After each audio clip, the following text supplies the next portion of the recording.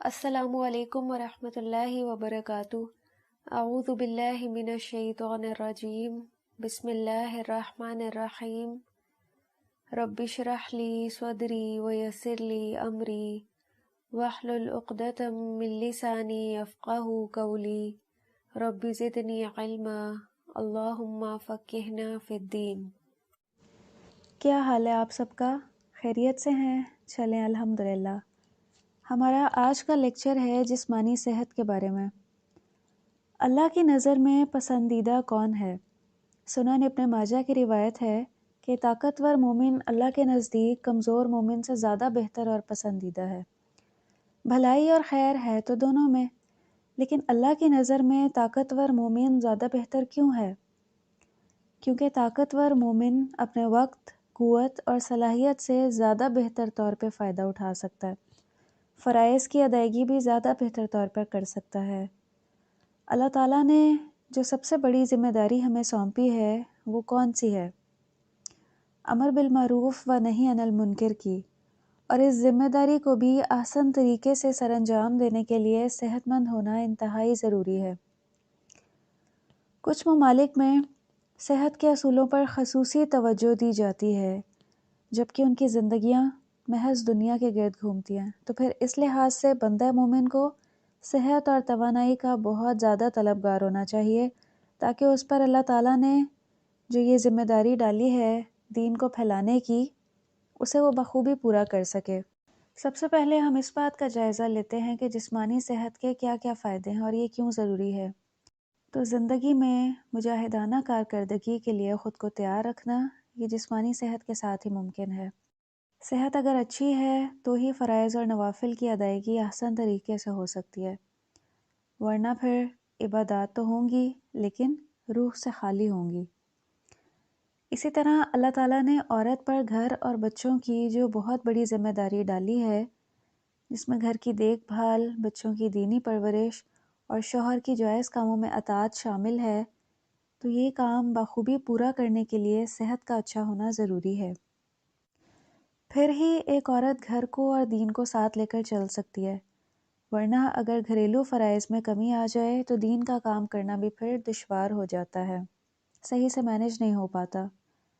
تو عورت کو ان ذمہ داریوں میں اپنی صحت کا بھی خصوصی خیال رکھنا چاہیے۔ بعض اوقات ذہن میں اتنے کاموں کا خیال ہوتا ہے کہ ابھی یہ بھی کرنا ہے، یہ بھی کرنا ہے، کہ اپنے کھانے پینے کا خیال ذہن سے نکل جاتا ہے۔ تو صحت کے معاملے میں یہ کوتاہی نہیں کرنی چاہیے، اپنی تمام غذائی ضروریات کا خیال رکھنا چاہیے، اور وہ غذا لینی چاہیے جو جسم کے لیے طاقت کا سامان مہیا کرے، محض زبان کے ذائقے کے لیے نہیں کھانا چاہیے۔ تو جب ان باتوں کا خیال رکھا جائے گا تو اس کی برکت سے انشاءاللہ گھریلو ذمہ داریاں اور دین کا کام دونوں کے کرنے کے لیے ہی قوت اور طاقت مل جائے گی۔ صحت دنیا میں جتنی بھی نعمتیں ہیں ان میں اس کا شمار بڑی نعمتوں میں ہوتا ہے۔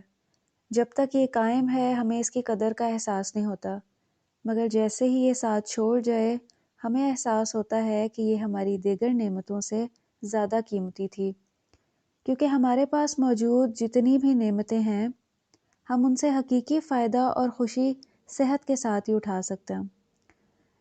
جیسے ایک صحابی نے بھی نبی صلی اللہ علیہ وسلم سے پوچھا کہ میں اللہ سے کیا سوال کروں، کیا دعا مانگوں؟ آپ نے فرمایا اللہ سے عافیت مانگا کرو۔ انہوں نے 3 بار یہ سوال کیا اور آپ نے تینوں بار یہی جواب دیا کہ اللہ سے عافیت طلب کیا کرو۔ اس کے لیے ہمیں ایک دعا بھی سکھائی گئی ہے، اور وہ دعا کون سی ہے؟ اللہم عافنی فی بدنی، اللہم عافنی فی سمعی، اللہم عافنی فی بصری، لا الہ الا انت۔ نبی صلی اللہ علیہ وسلم صبح اور شام 3 بار یہ دعا پڑھا کرتے تھے۔ ہمیں بھی اس کا معمول بنانا ہے انشاءاللہ۔ اچھی صحت کا حصول کیسے ممکن ہے؟ متوازن غذا سے، مناسب نیند سے اور صفائی ستھرائی سے۔ اب ہم ان پوائنٹس کو ذرا ڈیٹیل میں ڈسکس کرتے ہیں۔ سب سے پہلے ہے جسمانی صفائی۔ جسمانی صفائی کے بارے میں نبی صلی اللہ علیہ وسلم کی ایک حدیث ہے کہ 5 صفات خصائل فطرت میں سے ہیں۔ اس میں سب سے پہلے ختنہ کرانا، پھر اس کے بعد زیر ناف بال موڑنا، مونچھیں کاٹنا، ناخن تراشنا، اور سب سے آخری بغل کے بال اکھیڑنا۔ یہ نسائی کی روایت ہے۔ یہاں 5 صفات کا ذکر ہے اور ایک دوسری جگہ 10 خصائل فطرت کا ذکر ہے۔ فطرت سے عام طور پر مراد انسان کا مزاج اور طبیعت ہے جس پر اس کی پیدائش ہوئی ہے، لیکن یہاں اس سے مراد قدیم سنت ہے کہ جسے انبیاء کرام نے پسند فرمایا اور تمام قدیم شریعتیں اس پر متفق رہیں۔ ایک دوسری حدیث میں 10 خصلتوں کا بھی ذکر ہے اور وہ صحیح مسلم کی حدیث ہے۔ اس کے الفاظ کچھ یوں ہیں کہ 10 چیزیں فطرت یعنی انبیاء کی سنت ہیں جو ہمیشہ سے چلی آ رہی ہیں: مونچھیں کتروانا، ناخن کاٹنا، انگلیوں کے پوروں اور جوڑوں کو دھونا، داڑھی بڑھانا، مسواک کرنا، ناک میں پانی ڈالنا، کلی کرنا، بغل کے بال اکھیڑنا، ناف کے نیچے کے بال صاف کرنا اور استنجا کرنا۔ یہ تمام خصائل صفائی اور طہارت کا ذریعہ ہیں۔ جسم کے وہ حصے جہاں میل کچیل باقی رہ سکتی ہے اور بڑھ سکتی ہے، اس کی صفائی کا بھی حکم ہے۔ انگلیوں کے جوڑ، یہاں سکن کچھ اکٹھی ہو جاتی ہے اور جس کی وجہ سے پانی کئی بار صحیح سے نہیں پہنچتا اور گندگی جمع ہو جاتی ہے، تو ان کی صفائی کا بھی فطری حکم ہے۔ جسم کے اور حصے جو انگلیوں کے جوڑوں کی طرح چھپے ہوئے ہوتے ہیں کہ جہاں میل کچیل چھپی رہ سکتی ہے، اس کی صفائی کا حکم بھی انگلیوں کے جوڑوں کی طرح ہی ہوگا، جیسے کان کا سوراخ، ران کا اندرونی حصہ وغیرہ۔ ان کی صفائی کا بھی اہتمام کرنا چاہیے۔ اور بغل کے بال اکھیڑنا، جہاں پہ پسینہ بہت زیادہ آتا ہے اور بدبو پیدا ہو جاتی ہے۔ اسی طرح زیر ناف جو بال ہیں، ان کی صفائی کا بھی اسی لیے حکم ہے تاکہ میل کچیل صاف رہے۔ یہ جو 5 سے 10 خصائل فطرت ہیں، یہ قدیم سنت ہے انبیاء کرام کی، جسے تمام نبیوں نے پسند فرمایا ہے۔ ہمیں بھی اس پہ توجہ دینی چاہیے۔ ایک ماں جو صحت کے ان اصولوں سے خود واقف ہوگی تو وہ اپنے بچوں کی بھی پھر انہی اصولوں پر تربیت کر سکتی ہے۔ اچھی تربیت، اچھی بنیاد ہونے کے باعث وہ بچہ ہمیشہ صفائی پسند اور صاف ستھرا رہنے کا عادی ہوگا۔ یہ ایک حقیقت ہے کہ جو بھی اچھی یا بری عادت بچہ چھوٹی عمر میں بنا لے گا، عمر بھر نہیں جائے گی۔ اس وقت میں یعنی چھوٹی عمر میں بنائی گئی عادات میں بہت پختگی ہوتی ہے۔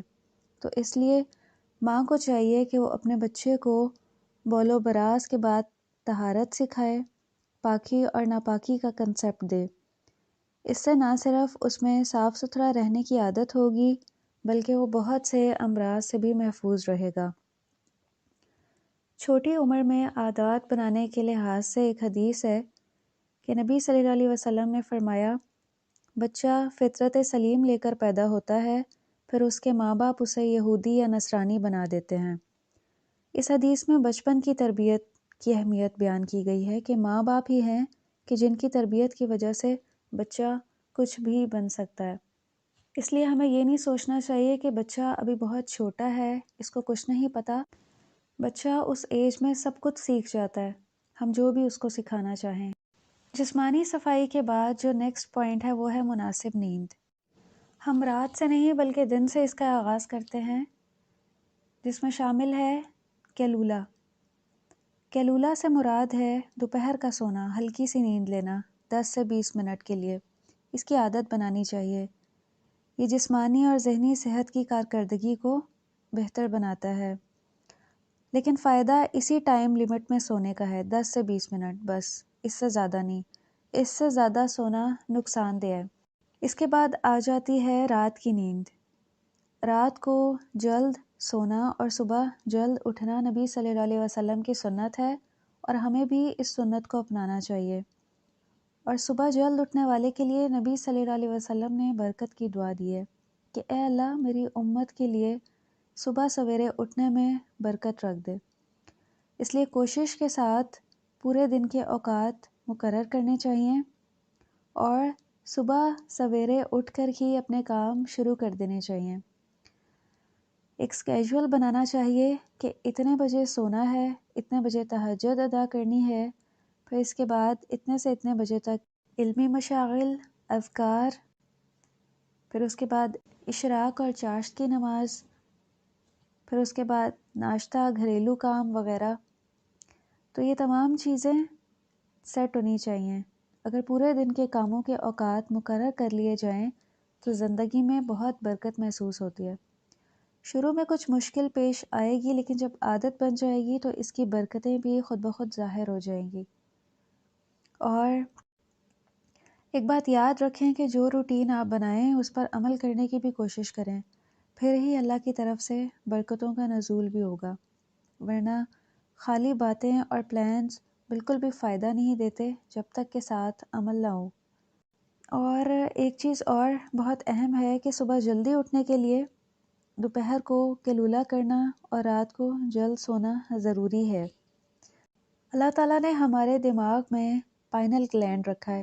اس کا کیا فنکشن ہوتا ہے کہ یہ ایک ہارمون ریلیز کرتا ہے جس کا نام ہے میلاٹونین، اور یہ کب ریلیز ہوتا ہے؟ رات کو عشاء کے بعد، جس سے ہمیں نیند محسوس ہوتی ہے۔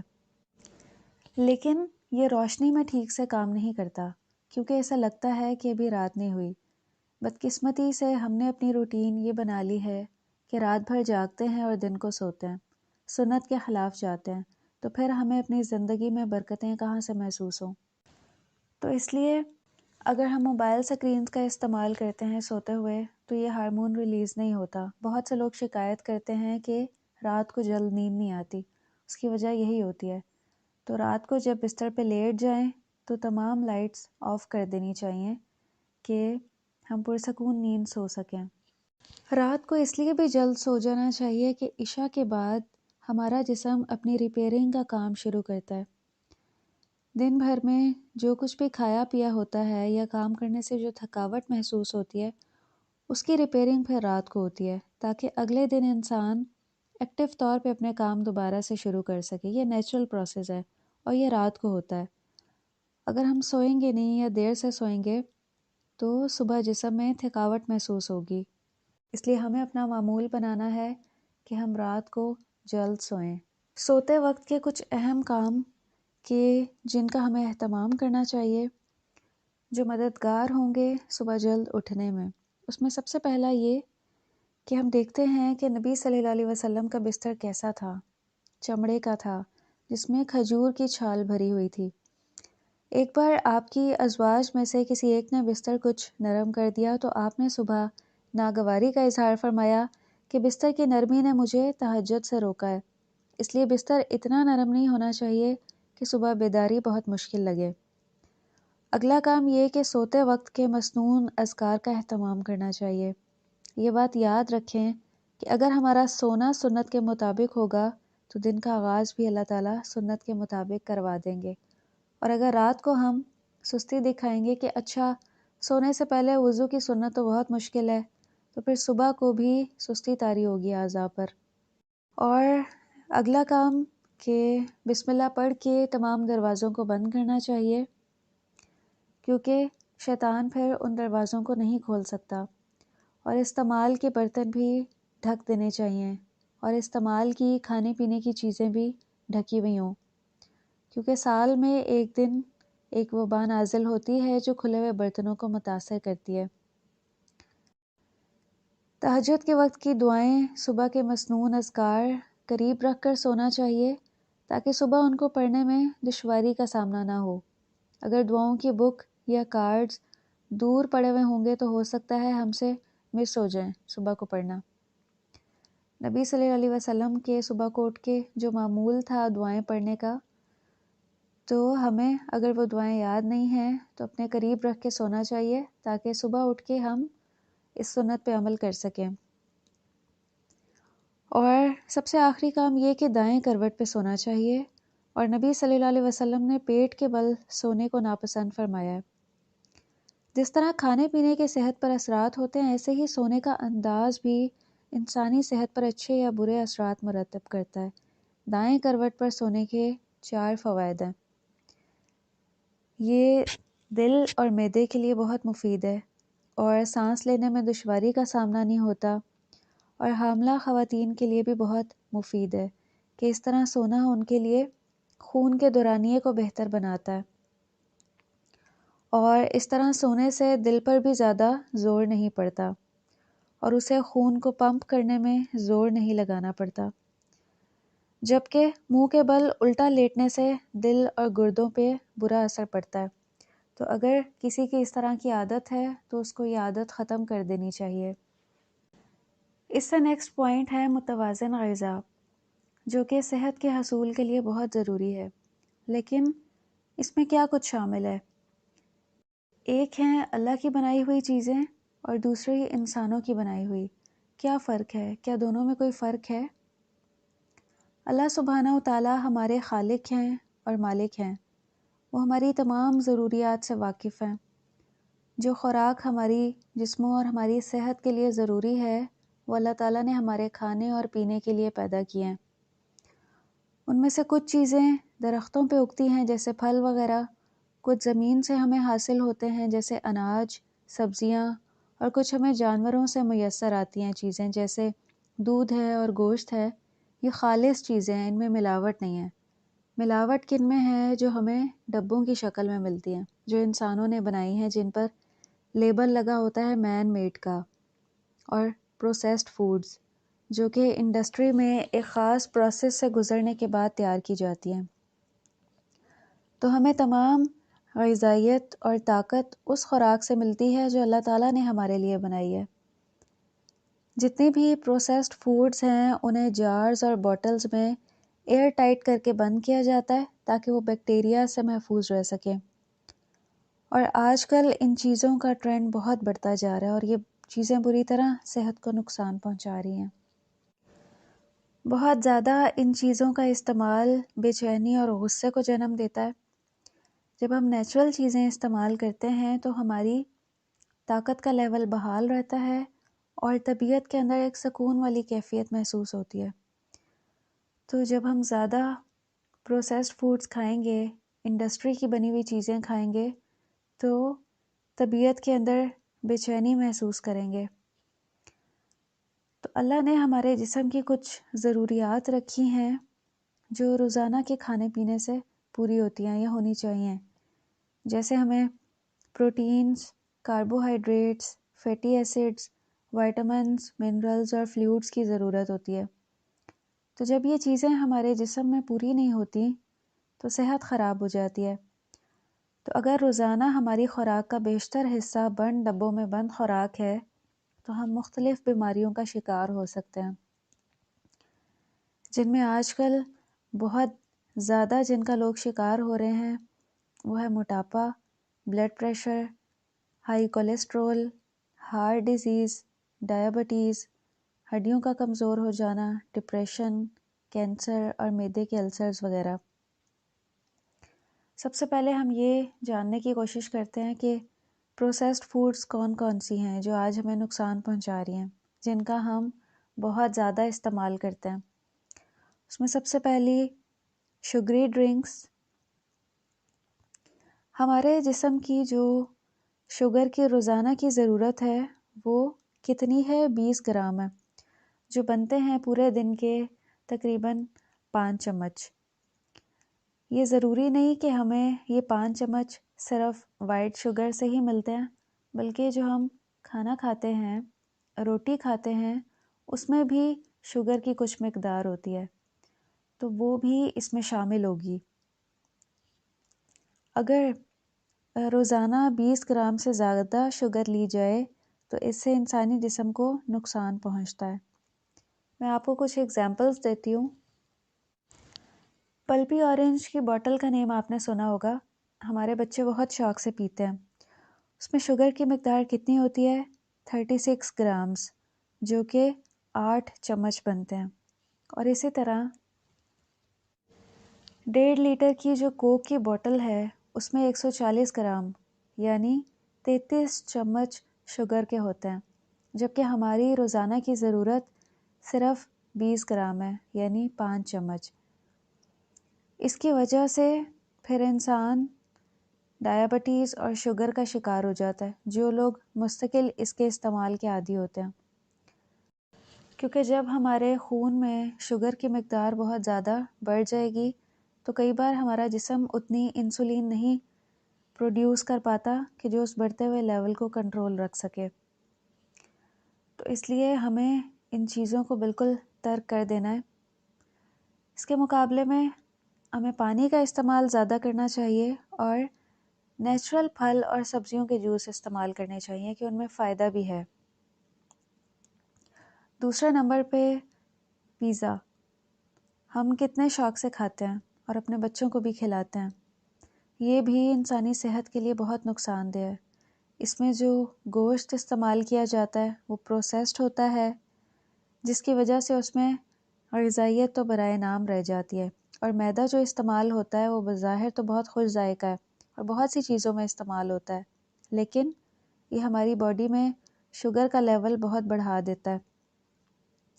اور اس میں غذائیت نہ ہونے کی وجہ سے کھانے کے باوجود بھی بھوک کا احساس رہتا ہے کہ پیٹ نہیں بھرتا، جسے ختم کرنے کے لیے انسان پھر مزید کھاتا ہے اور اس طرح بہت سے لوگ موٹاپے کا شکار بھی ہو جاتے ہیں. میدا کن کن چیزوں میں استعمال ہوتا ہے؟ بریڈ ہو گئے، نان، کیک، سموسے، نوڈلز، سنیکس، بسکٹس، پیسٹریز، اور یہ تمام چیزیں ہم اپنے بچوں کو بھی کھلاتے ہیں بھوک لگنے پر. اور جو غذا ان کی نشو و نما کے لیے ضروری ہے اس سے وہ محروم رہ جاتے ہیں. یہ چیزیں محض زبان کے ذائقے کے لیے ہیں. اگر ہم یہ نہیں کھائیں گے تو ہمارا ٹیسٹ ہی ڈیولپ نہیں ہوگا. جب تک ہم کوئی غذا روٹین میں نہیں کھاتے ہماری زبان اس کی عادی نہیں ہوتی.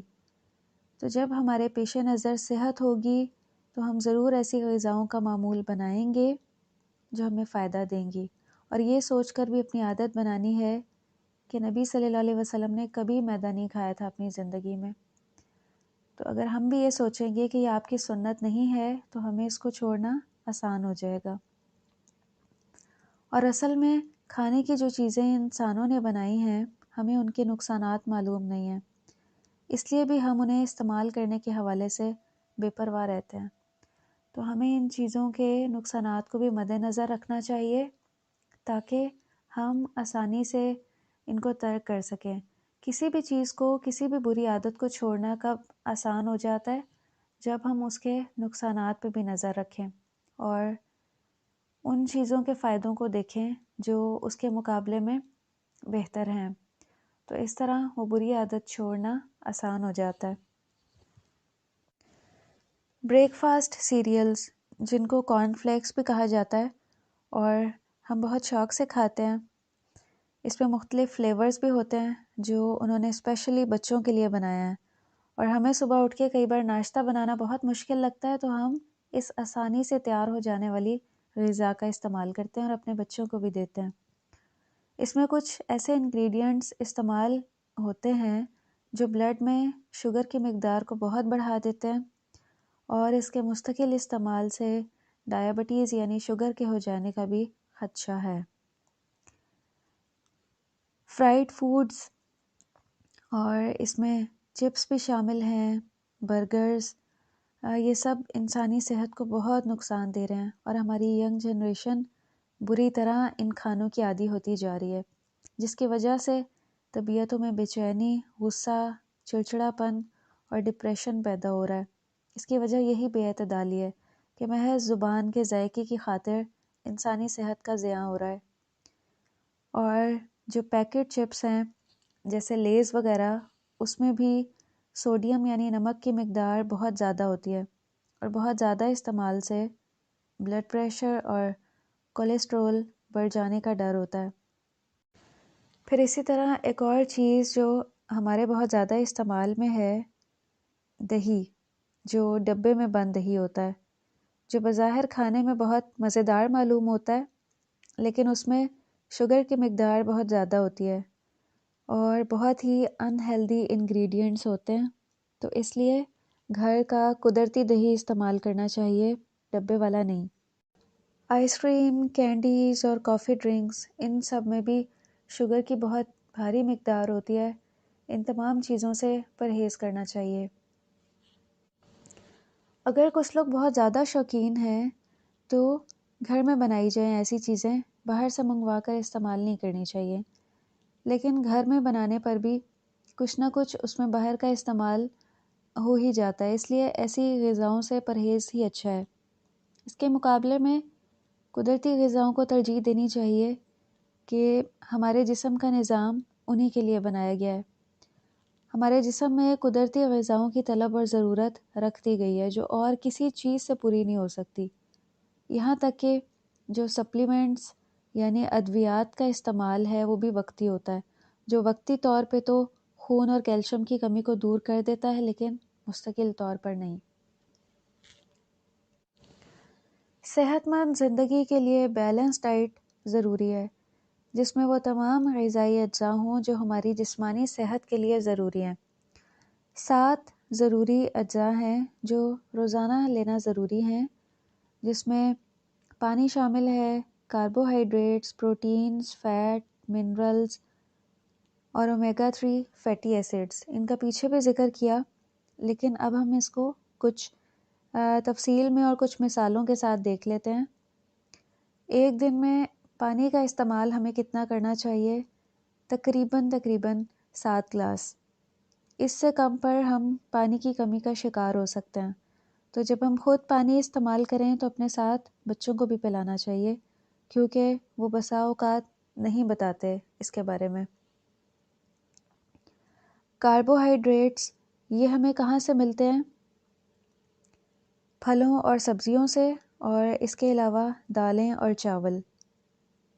اور آج کل دیکھا گیا ہے بہت سے لوگوں کو کہ پھلوں اور سبزیوں کا استعمال بہت کم کرتے ہیں، جبکہ یہ روزانہ کی خوراک میں ضروری ہے۔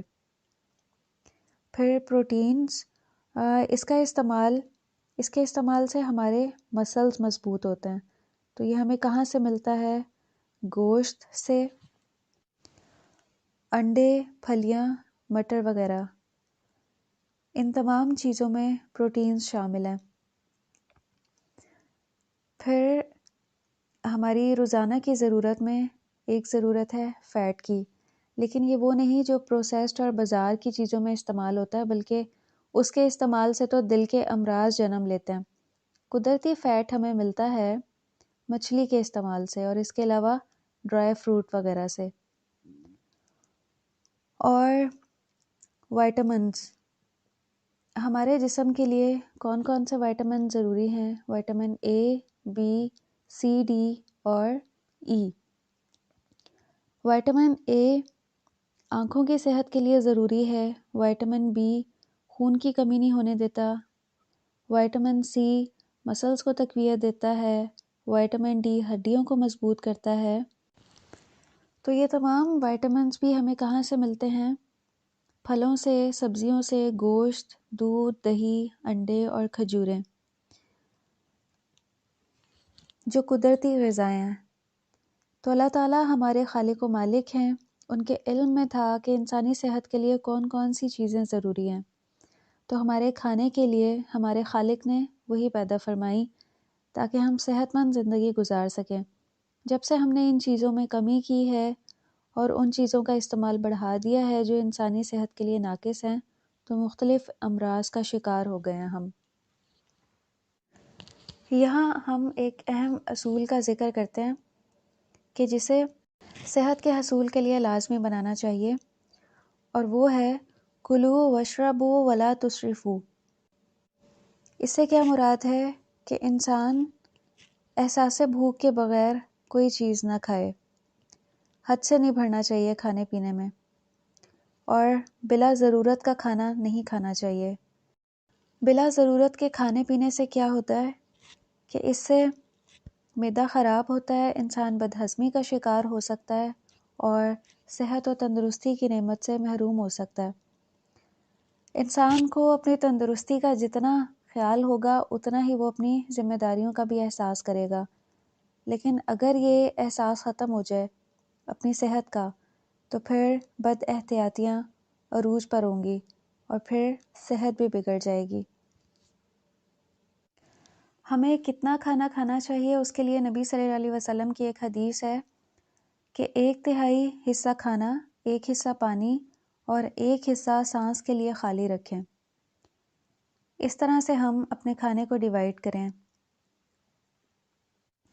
نبی صلی اللہ علیہ وسلم نے ایک شخص کی ڈکار سنی تو فرمایا کہ اپنی ڈکار کم کرو، اس لیے کہ قیامت کے دن سب سے زیادہ بھوکا وہ ہوگا جو دنیا میں زیادہ پیٹ بھرتا ہے۔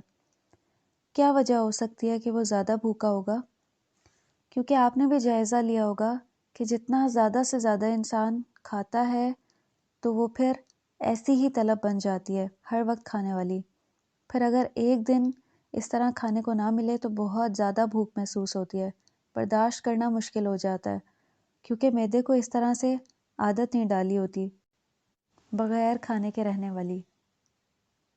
تو پھر ایسا انسان زیادہ بھوک کا شکار ہوگا، زیادہ بھوکا ہوگا۔ بہت زیادہ کھانے کو ایک مثال سے سمجھیں کہ ایک بوتل عام کھانے کی مختلف چیزوں سے بھر دیں اور اوپر جتنا پانی آ سکے ڈال دیں۔ اب اس کا کارک اور کور اوپر لگا دیں۔ کچھ عرصے بعد خمیر اٹھنا شروع ہوگا اور بخارات کے زور سے اس کا کارک پھٹ جائے گا۔ یہی حال معدے کا ہوتا ہے۔ کھانا بہت زیادہ کھانے سے بوتل میں تو پہلے سے کوئی رطوبت موجود نہیں ہوتی، لیکن معدے میں قدرتی گرمی اور رطوبتیں موجود ہوتی ہیں جن سے غذا میں تخمیر کا عمل فوراً شروع ہو جاتا ہے، اور اوپر تک اگر معدہ بھرا ہوا ہو تو یہ عمل شدت اختیار کر لیتا ہے، جس کے نتیجے میں پھر کھٹے ڈکار آنا شروع ہو جاتے ہیں۔ تو اس لیے معدے کا ایک حصہ خالی رکھنا چاہیے۔ نفس بسا اوقات کچھ ایسی چیزوں کی طرف مائل ہوتا ہے جو ہماری صحت کو نقصان دیتی ہیں، لیکن انسان اپنا ہاتھ روک نہیں پاتا، تو اس معاملے میں لاپرواہی سے بچنا چاہیے۔ ایک بار آپ ایسی کسی چیز سے ہاتھ روک کر دیکھیں، آپ محسوس کریں گے کہ کچھ دیر کے بعد طلب ختم ہو جاتی ہے، اور اگر آپ کچھ عرصہ اسی روٹین پہ قائم رہیں تو کچھ عرصہ گزرنے کے بعد بالکل رغبت ختم ہو جائے گی۔ تو جو چیزیں صحت کو نقصان دیتی ہیں ہمیں اپنے ہاتھ کو ان سے روک کے رکھنا چاہیے، اور مجھے خود بھی بہت فائدہ ہوا ہے الحمدللہ ایسا کرنے سے۔ صحت بخش غذاؤں کا استعمال انسان یہ سوچ کر کرے کہ مجھے صحت کا حصول اس لیے کرنا ہے کہ میں نے دین کی خدمت کرنی ہے، اپنی تمام تر توانائیاں دین کی سربلندی کے لیے صرف کرنی ہے۔ زندگی کا یہ مقصد قوت اور طاقت دیتا ہے، اور انسان کھانے کے معاملے میں پھر اپنی ہیبٹس بھی اچھی بنا سکتا ہے۔ سادگی میں قوت اور توانائی ہے۔ ہم دیکھیں کہ صحابہ کرام کا لائف سٹائل کیا تھا۔ وہ تازہ اور سادہ غذا پر اکتفا کرتے تھے۔ نبی صلی اللہ علیہ وسلم کے دن کا آغاز بہت سادگی سے ہوتا تھا۔ آپ صلی اللہ علیہ وسلم نے کبھی گندم کی روٹی نہیں کھائی تھی، میدے کا استعمال نہیں کیا تھا۔ تازہ پانی پیتے جو ایک رات گھڑے میں پڑا رہتا تاکہ اس کے بھاری اجزاء بیٹھ جائیں۔ ایک بار اپنی زوجہ کے ہاں تشریف لائے اور پوچھا کہ کھانے کو کچھ ہے؟ تو انہوں نے کہا روٹی ہے۔ آپ نے پوچھا ساتھ کچھ ہے؟ انہیں بتایا گیا کہ سرکہ ہے۔ تو آپ نے فرمایا کہ سرکہ بہترین سالن ہے۔ تو یہ انگوری سرکہ تھا کہ جس میں سٹرک ایسڈ نہیں ہوتا، جو کہ ہمیشہ سے بنتا آ رہا ہے، یہی استعمال کرنا چاہیے۔ سرکہ انفیکشنز کے لیے بہت مفید ہے۔ اگر معدے میں السرز ہوں تو اس کے لیے بھی اس کے استعمال سے بہت فائدہ ہوتا ہے۔ اور نبی صلی اللہ علیہ وسلم کئی بار کھجور کے ساتھ بھی روٹی کھا لیتے تھے، ان کی زندگی میں اتنی سادگی تھی۔ اور ہمارے پاس دودھ، شہد، کھجوریں سب کچھ موجود ہوتا ہے، پھر بھی ہم کہتے ہیں کہ کچھ کھانے کو نہیں ہے، اور اللہ تعالیٰ نے ان تمام چیزوں میں صحت رکھی ہے۔ نبی صلی اللہ علیہ وسلم کا پسندیدہ مشروب کون سا تھا؟ نبیذ، جو کہ کشمش اور کھجوروں سے تیار کیا جاتا۔ صحیح مسلم کی حدیث سے اس کا پتہ چلتا ہے کہ کشمش یا کھجوروں کو رات پانی میں بھگو کر رکھ دیا جاتا، اور آپ صلی اللہ علیہ وسلم اگلے دن صبح کو نوش فرماتے، اور آئندہ رات کو بھی، اور دوسرے دن میں بھی، اور اسی طرح اس رات میں بھی، اور تیسرے دن بھی عصر تک پی لیتے۔ پھر اس کے بعد اگر وہ بچ جاتا تو اسے بہا دیا جاتا۔ آپ صلی اللہ علیہ وسلم اس پانی کو 3 دن کے بعد استعمال نہ فرماتے تھے۔ یہ آپ کا معمول تھا۔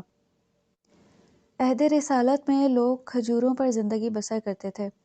غلہ جات کی کثرت سے پیداوار نہ تھی، تو اس دور میں بھوک کو ختم کرنے والی چیزوں میں افضل چیز یہی تھی، اور نبی صلی اللہ علیہ وسلم نے عجوہ کھجور کی بہت زیادہ فضیلت بیان فرمائی ہے، اور آپ کا معمول تھا کہ آپ صبح 7 عدد میں یہ کھجوریں استعمال کیا کرتے تھے۔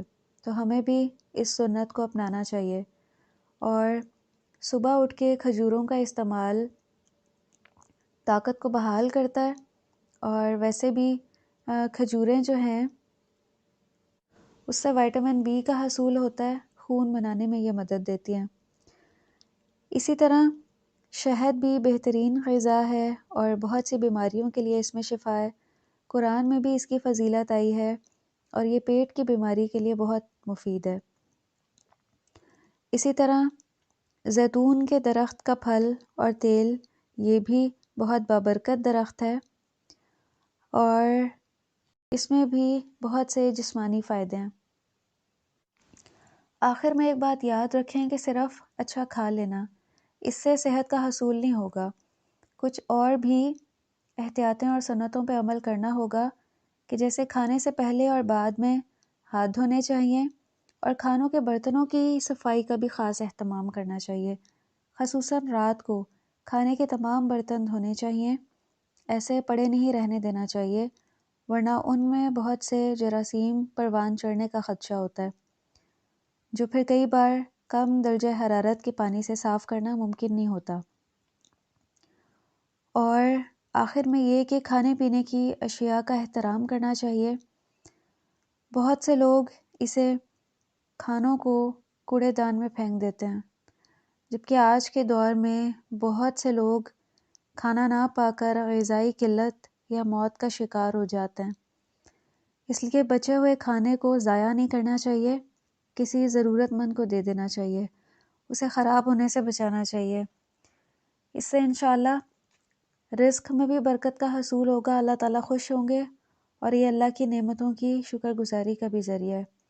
اور اللہ تعالیٰ نے کیا وعدہ کیا ہے کہ شکر گزاری پہ اللہ تعالیٰ نعمتوں میں مزید اضافہ فرما دیتے ہیں۔ ہم نے آج جو کچھ بھی سنا، اللہ تعالیٰ ہمیں اس پہ عمل کرنے کی توفیق دیں، اور ہمارا لائف سٹائل سنت کے مطابق ہو، ہمارا کھانا پینا ہر چیز۔ اللہ تعالیٰ سے دعا ہے کہ اللہ تعالیٰ ہمارے لیے سنتوں پہ عمل کرنا بہت آسان بنا دیں، اور ہمارا لائف سٹائل ایسا ہو جائے جیسے نبی صلی اللہ علیہ وسلم کی اور آپ کے بعد صحابہ کرام کی زندگیاں تھیں۔ وآخر دعوانا ان الحمد للہ رب العالمین، سبحانک اللہم و بحمدک نشہد ان لا الہ الا انت، نستغفرک ونتوب الیک، والسلام علیکم ورحمۃ اللہ وبرکاتہ۔